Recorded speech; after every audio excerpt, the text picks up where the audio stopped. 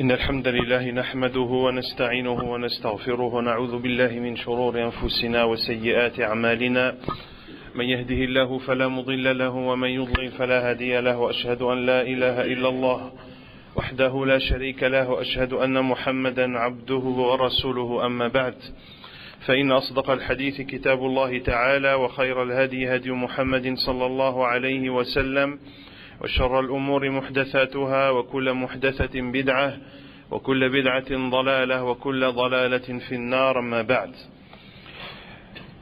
فهذا هو المجلس الرابع عشر من مجالس شهر رمضان ونتحدث فيه بإذن الله عز وجل عن غزوة فتح مكة شرفها الله عز وجل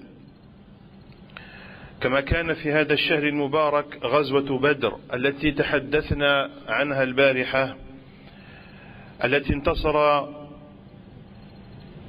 فيها الإسلام كان فيه أيضا غزوة فتح مكة البلد الأمين وكان ذلك في السنة 8 من الهجرة فأنقذه الله سبحانه وتعالى بهذا الفتح العظيم من الشرك وصار هذا البلد بلدا إسلاميا حل فيه التوحيد عن الشرك وحل فيه الإيمان عن الكفر وأعلنت فيه عبادة الله سبحانه وتعالى وكسرت فيه أوثان الشرك فما لها بعد ذلك من انجبار.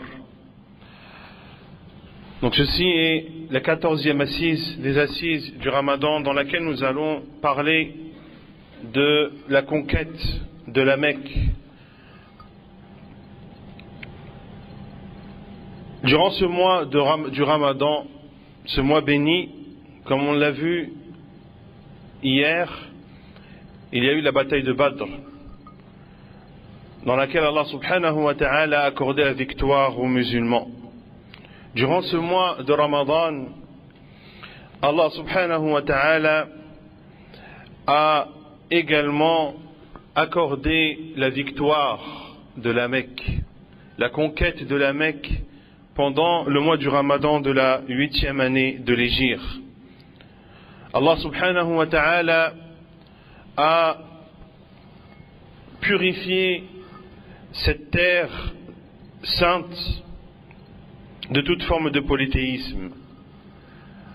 Cette ville est devenue une terre d'islam dans laquelle règne le tawhid, dans laquelle l'unicité d'Allah subhanahu wa ta'ala a pris place devant le polythéisme. La foi s'est installée à la place de toute forme de mécréance et l'adoration à Allah subhanahu wa ta'ala a été proclamée. Toutes les divinités adorées en dehors d'Allah subhanahu wa ta'ala ont été détruites. Et cette énorme victoire a eu lieu après Sulh al-Hudaybiyah, après le pacte de l'Hudaybiyah, lors de l'année 6 de l'Hégire.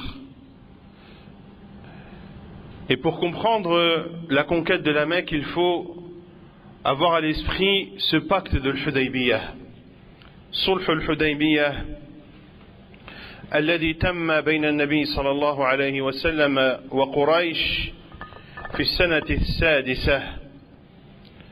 وكان من ضمن هذا الصلح أن من أحب أن يدخل في عهد النبي صلى الله عليه وسلم فعل ومن أحب أن يدخل في عهد قريش فعل. Lors de ce pacte de l'Hudaybiyah, parmi les points de ce traité, il y avait le fait que celui ou les tribus qui souhaitaient s'allier au prophète sallallahu alayhi wa sallam pouvaient le faire, de même que les tribus qui souhaitaient s'allier avec les polythéistes de Quraysh pouvait le faire. La tribu de Khuza'a a décidé de s'allier au prophète sallallahu alayhi wa sallam. Quant à la tribu de Banu Bakr, ils sont entrés dans le camp d'appartenance aux polythéistes de la Mecque. Or, il y avait entre la tribu de Khuza'a et la tribu de Banu Bakr, il y avait, avant l'apparition de l'islam, des conflits entre ces deux tribus à cause du prix du sang. À cause du prix du sang, il y avait des personnes tuées et cela avait créé de la crispation entre ces deux tribus de Khuza'a et de Banu Bakr. La tribu de Banu Bakr a décidé de se venger et d'attaquer la tribu de Khuza'a. Or, dans le pacte de l'Hudaybiyah, la tribu qui avait choisi de s'allier avec l'un des camps, que ce soit le camp du prophète sallallahu alayhi wa sallam ou le camp des polythéistes, que celui qui s'attaquait à une tribu alliée à un camp, cela revenait à s'attaquer à ce camp d'appartenance. Banu Bakr ont décidé d'attaquer Khuza'a pour se venger et assouvir leur désir de vengeance. Et Quraysh ont décidé de les aider de façon discrète en leur fournissant des armes. Ils ont alors attaqué la tribu de Khuza'a alliée au prophète sallallahu alayhi wa sallam. Certains sont parvenus à s'échapper et à prévenir le prophète sallallahu alayhi wa sallam des agissements de la tribu de Banu Bakr et de l'aide qui leur a été apportée par les polythéistes de Quraysh. أما قريش فسقط في أيديهم ورأوا أنهم بفعلهم هذا نقضوا عهدهم فأرسلوا زعيمهم أبا سفيان إلى النبي صلى الله عليه وسلم ليشد العقد ويزيد في المدة فكلم النبي صلى الله عليه وسلم في ذلك فلم يرد عليه ثم كلم أبا بكر وعمر ليشفع له إلى رسول الله صلى الله عليه وسلم فلم يفلح. Quraysh se sont rendus compte de la grave erreur qu'ils venaient de commettre. Ils se sont concertés et ont décidé d'envoyer Abu Sufyan, qui à l'époque n'était pas encore converti. Abu Sufyan, radiyallahu anhu, se convertit par la suite, comme on le verra. Ils ont décidé d'envoyer Abu Sufyan à Médine afin de négocier avec le prophète sallallahu alayhi wa sallam, afin de consolider ce pacte de l'Hudaybiyah et étendre sa durée de validité. Il s'est donc rendu à Médine et s'est adressé au prophète sallallahu alayhi wa sallam. Le prophète alayhi salatu wa sallam ne s'est pas adressé à lui et ne lui a aucunement répondu. Puis il est parti vers Abu Bakr afin qu'il intercède en sa faveur auprès du prophète sallallahu alayhi wa sallam. Il n'a trouvé aucun soutien de la part d'Abu Bakr.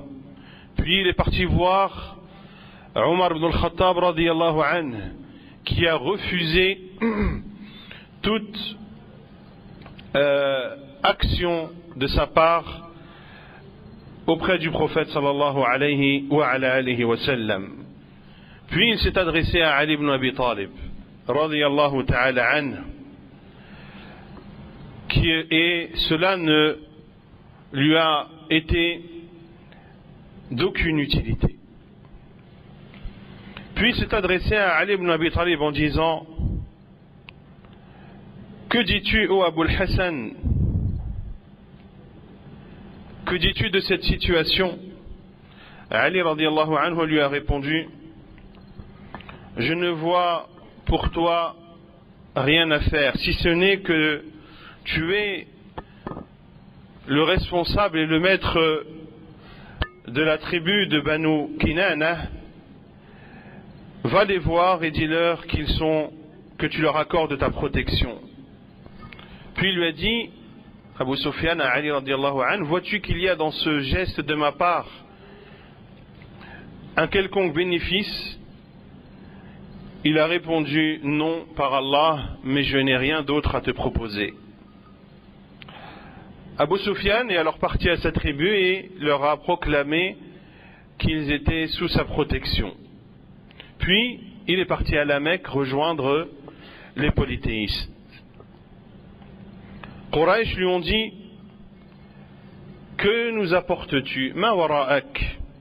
قال أتيت محمدا صلى الله عليه وسلم فكلمته فوالله ما رد علي شيئا ثم أتيت أبا قحافة كي أبو بكر رضي الله عنه وابن الخطاب فلم أجد خيرا ثم أتيت عليا فأشار علي بشيء صنعته أجرت بين الناس قالوا فهل أجاز ذلك محمد قال لا قالوا ويحك ما زاد الرجل يعنون عليا أن لعب بك. Qu'as-tu fait? Il a répondu, je suis parti voir Muhammad, je lui ai parlé et par Allah il ne m'a aucunement répondu. Puis je suis parti voir Abu Quhafa qui est Abu Bakr radiallahu anhu et Ibn al-Khattab, Omar radiallahu anhu, et je n'ai rien trouvé auprès d'eux. Puis je suis parti voir Ali qui m'a suggéré de faire une chose que j'ai faite. Et Quraysh lui a dit, et ce que tu as fait, à savoir de proposer, de donner ta protection à ton peuple, est-ce que Muhammad te l'a autorisé? Il a répondu non. Ils lui ont dit, malheur à toi, cet homme ne s'est qu'amusé de toi, en parlant de Ali radiallahu anhu. Quant au prophète alayhi salatu wassalam, il a ordonné à ses compagnons radiallahu anhum de se préparer au combat. Et il leur a clairement indiqué son intention. Le prophète sallallahu alayhi wa sallam a demandé également aux tribus qui étaient aux alentours de Médine de se joindre à lui.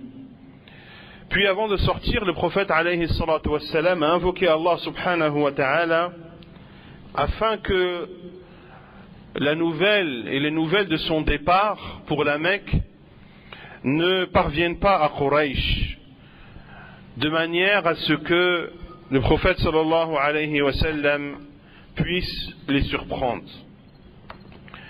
Puis le prophète alayhi salatu wa sallam, le 10e jour de Ramadan, de cette 8e année de l'Hégire, a quitté Médine avec lui une armée de 10 000 hommes.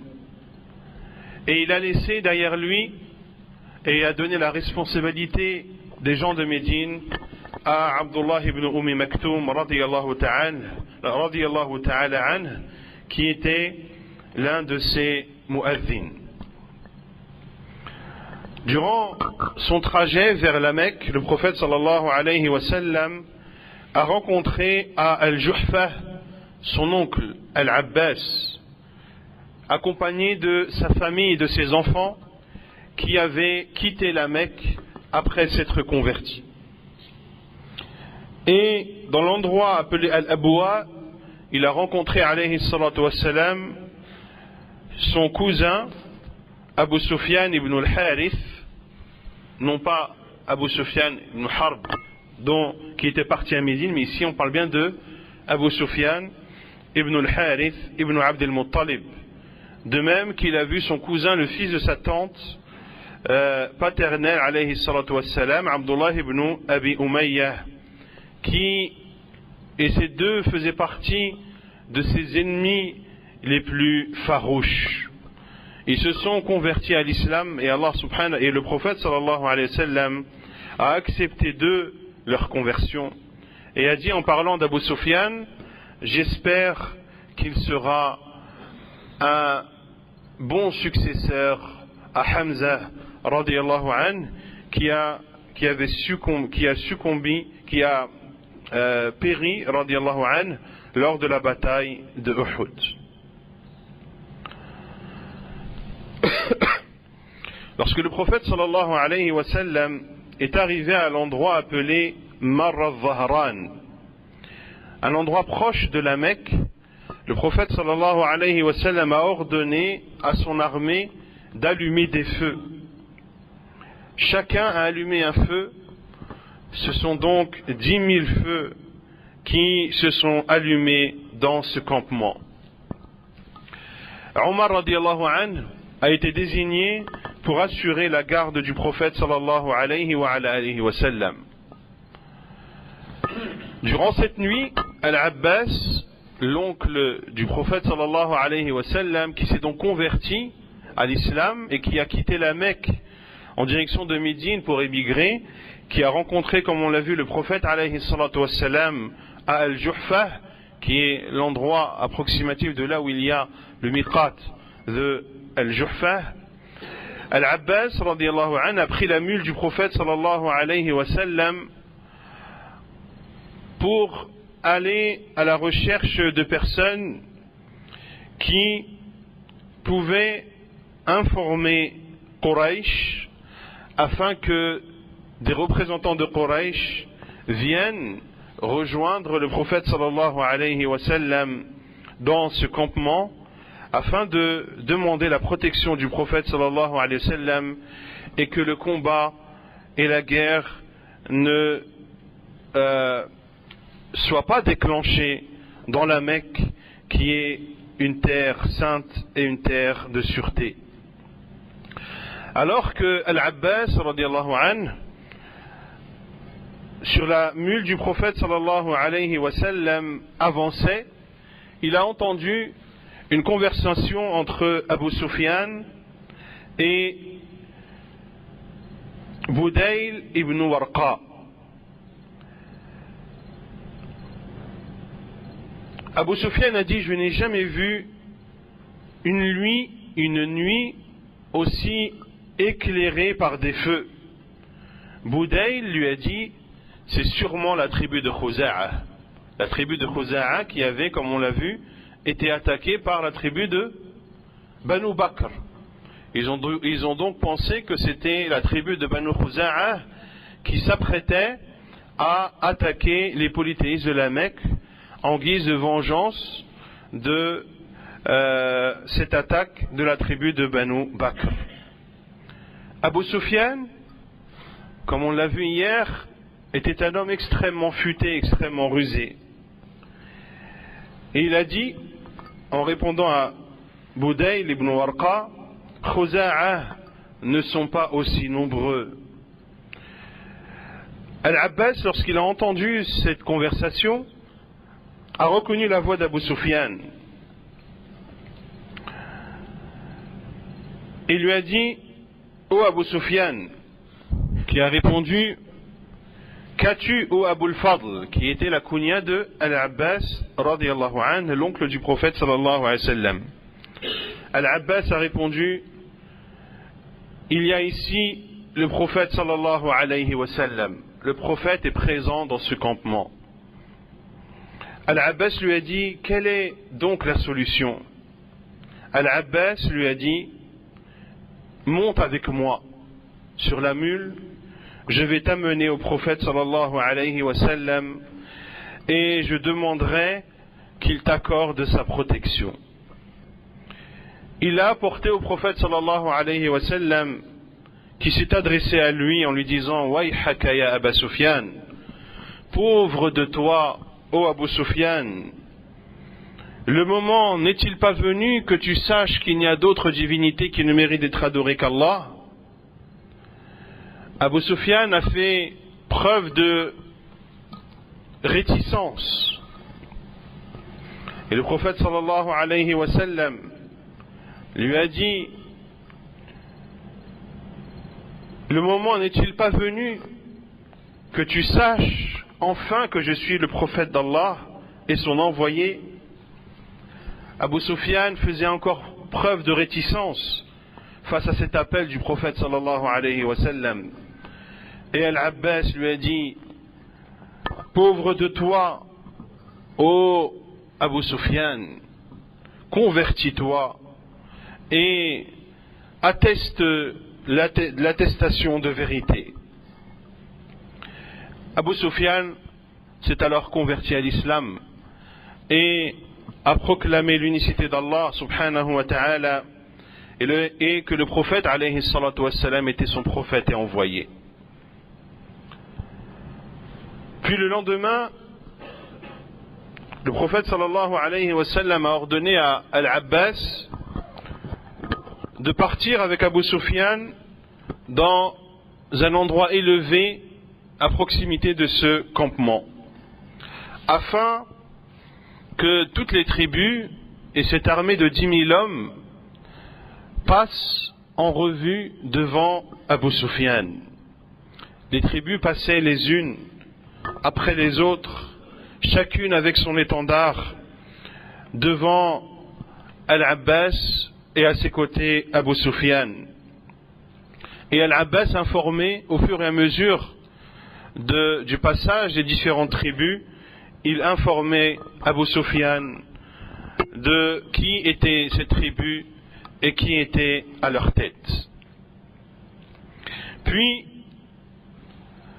est passée une tribu qui était la plus nombreuse. Abu Sufyan a dit: Al-Abbas, qui est cette tribu? Il a répondu: Haoula il-Ansar, alayhim Sa'd ibn Ubadah, ma'ahu ar-rayah. Ce sont les Ansar. À leur tête, il y a Sa'd ibn Ubadah, radiyallahu ta'ala an, qui porte l'étendard.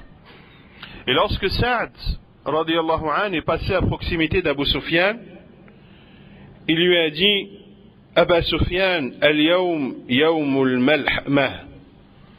Aujourd'hui, c'est le jour des échauffourées. Et aujourd'hui, nous allons libérer la Kaaba. Autrement dit, c'est un jour de guerre et un jour de combat. Puis est venu un groupe qui était constitué d'un nombre moindre de personnes, qui était le groupe du prophète alayhi salatu wassalam, ainsi que ses compagnons rapprochés radiyallahu anhum. Leur étendard était porté par Az-Zubayr ibn al-Awwam, radiyallahu ta'ala anhu. Lorsque le prophète sallallahu alayhi wa sallam est passé à proximité d'Abu Sufyan, Abu Sufyan lui a fait part des paroles de Sa'd ibn Ubadah radiyallahu anhu. Il lui a dit: est-ce vrai que tu vas t'en prendre à ton peuple et que tu vas l'attaquer?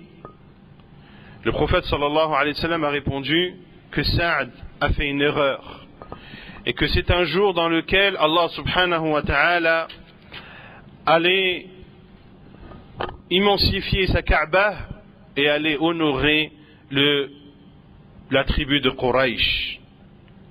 Puis le prophète sallallahu alayhi wa sallam a ordonné à ce que l'on retire l'étendard de Sa'd ibn Ubadah et qu'elle soit donnée à son fils.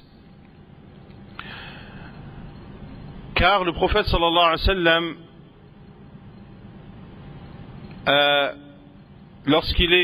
lorsqu'il a voulu entrer à la Mecque, n'a pas voulu combattre, mais privilégier la paix et le dialogue.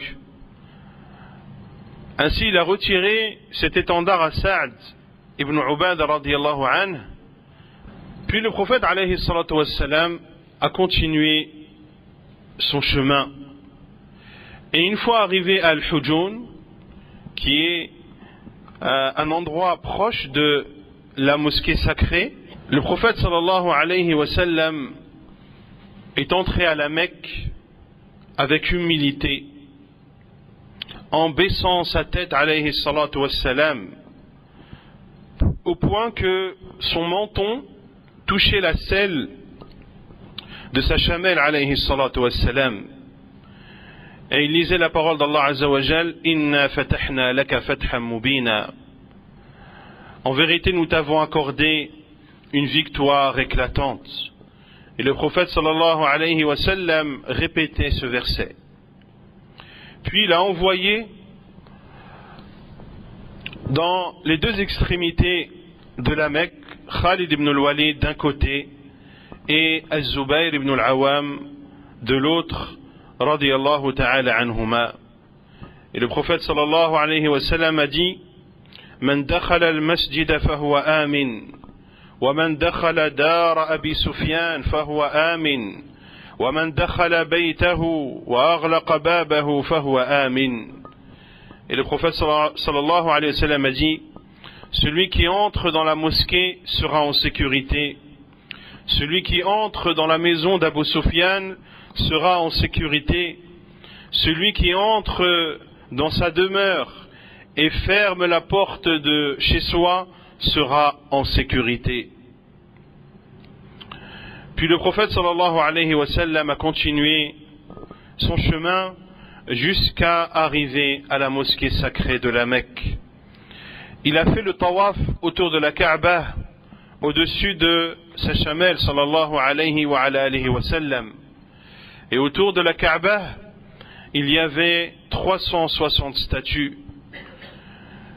Le prophète sallallahu alayhi wa sallam les renversa les unes après les autres à l'aide de son arc alayhi salatu wassalam. Et il récitait la parole d'Allah azza wa jal, وَقُلْ جَاءَ الْحَقُّ وَزَهَقَ الْبَاطِلِ إِنَّ الْبَاطِلَ كَانَ زَهُوقًا. Et il récitait la parole d'Allah azza wa jal, قُلْ جَاءَ الْحَقُّ وَمَا يُبْدِئُ الْبَاطِلُ وَمَا يُعِيدُ. Dans le sens des versets, et dit, la vérité est venue, c'est-à-dire l'islam, et le faux a disparu, c'est-à-dire le polythéisme. Le faux est destiné à disparaître. Et il récitait la parole d'Allah Azza wa Jal dans le sens, dit la vérité est venue, et le faux ne peut rien commencer ni renouveler. Et les statues tombaient les unes après les autres. Puis le prophète alayhi salatu wassalam est entré à l'intérieur de la Mecque, à l'intérieur de la Kaaba, afwan. Il a vu que des images et des représentations y étaient accrochées. Il a ordonné alayhi salatu wassalam que ces images soient ôtées. Puis il a accompli 2 unités de prière à l'intérieur de la Kaaba.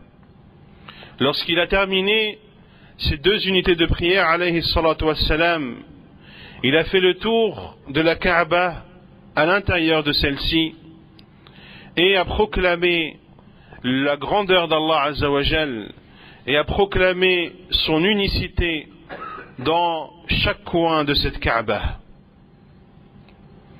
Puis le prophète alayhi salatu wassalam s'est dirigé au niveau de la porte de la Kaaba et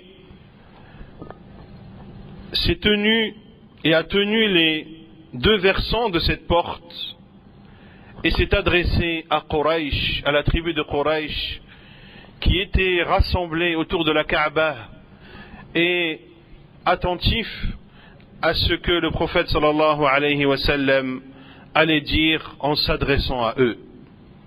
Le prophète alayhi salatu wa sallam s'est adressé en disant La ilaha illallah wahdahu la sharika lah, lahul mulku wa lahul hamdu wa huwa ala kulli shay'in qadir. Nul ne mérite d'être adoré en dehors d'Allah, le seul, l'unique, point d'associer à lui la royauté et à lui la louange, et il est capable de toutes choses.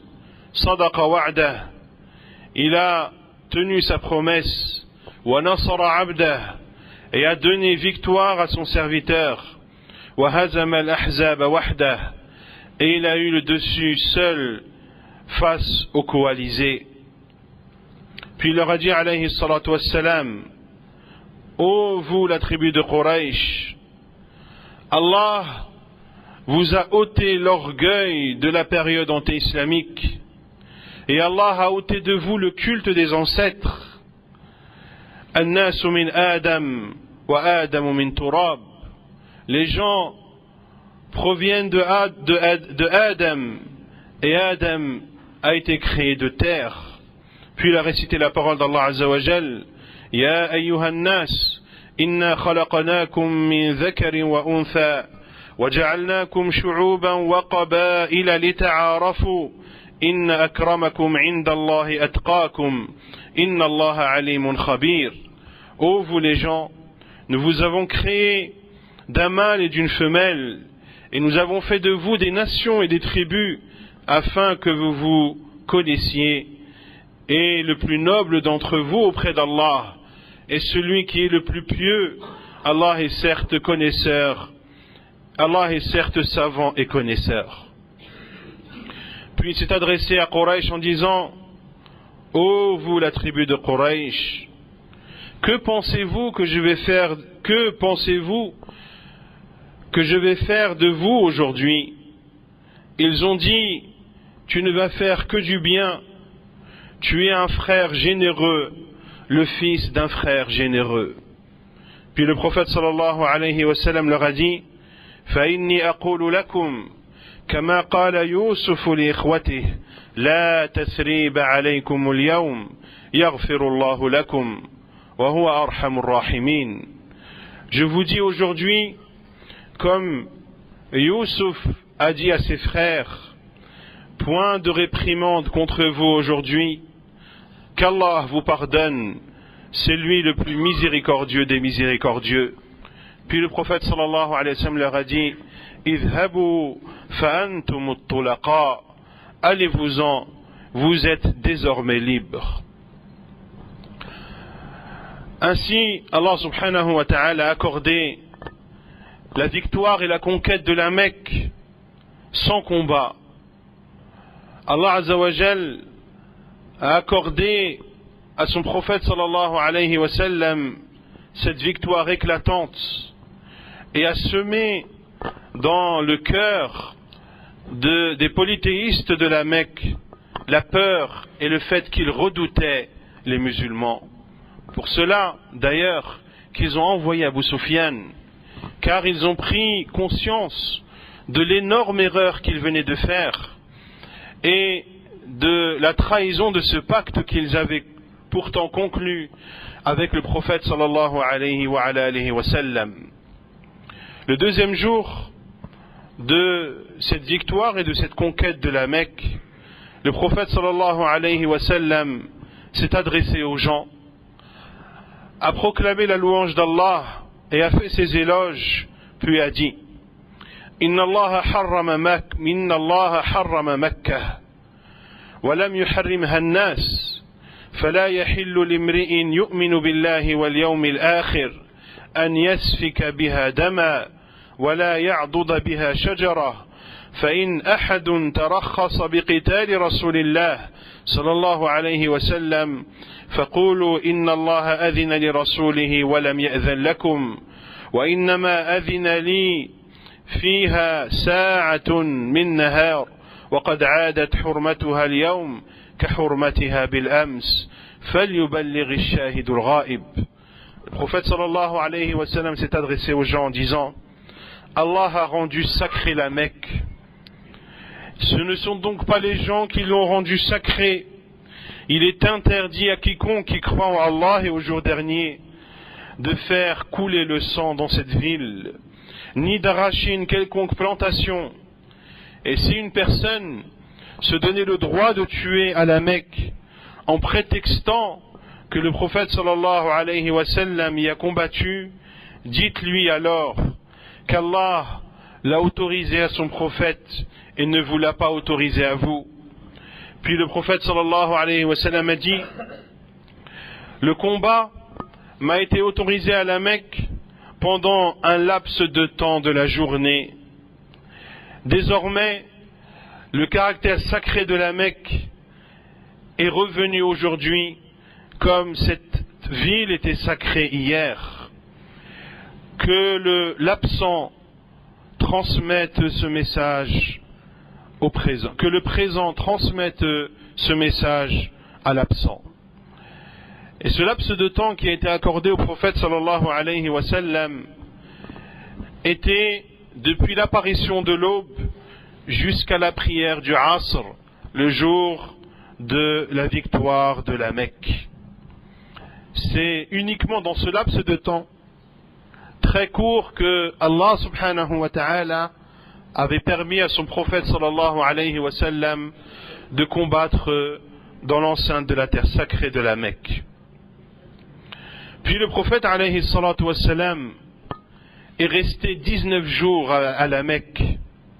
19 jours durant lesquels alayhi salatu wa sallam il raccourcissait ses prières et n'a pas jeûné le reste du mois de Ramadan. Car le prophète sallallahu alayhi wa sallam se considérait comme jeûneur. Et il est entré à la Mecque victorieux alayhi salatu wa sallam le 17e jour de Ramadan de l'année 8 de l'Hégire. Le prophète sallallahu alayhi wa sallam est resté 19 jours à la Mecque après l'avoir conquise et être entré à la Mecque victorieux alayhi salatu wa sallam afin de proclamer le tawhid et afin d'ancrer celui-ci dans cette terre qui est devenue maintenant une terre d'islam, d'unicité et d'adoration à Allah subhanahu wa ta'ala, afin que la foi y soit ancrée et afin que les gens puissent lui prêter allégeance alayhi salatu wassalam. Cette victoire éclatante qu'Allah subhanahu wa ta'ala a accordée à son prophète sallallahu alayhi wa sallam a été suivie d'une foule impressionnante de gens qui entraient par groupe et embrassaient la religion d'Allah subhanahu wa ta'ala. إذا جاء نصر الله والفتح ورأيت الناس يدخلون في دين الله أفواجا. Lorsque vient la victoire d'Allah et le fait d'avoir conquis, c'est-à-dire la Mecque, et que tu vois les gens entrer dans la religion d'Allah par groupe, فسبح بحمد ربك واستغفره إنه كان توابا. Proclame la pureté de ton Seigneur et demande-lui le pardon, car c'est lui le grand pardonneur subhanahu wa ta'ala. Les gens sont alors entrés dans la religion d'Allah subhanahu wa ta'ala par groupe, en grande quantité, et cette ville est devenue une ville dans laquelle Allah subhanahu wa ta'ala y est adoré, dans laquelle l'unicité d'Allah subhanahu wa ta'ala y est proclamée et dans laquelle le livre d'Allah subhanahu wa ta'ala y est appliqué. C'est devenu le centre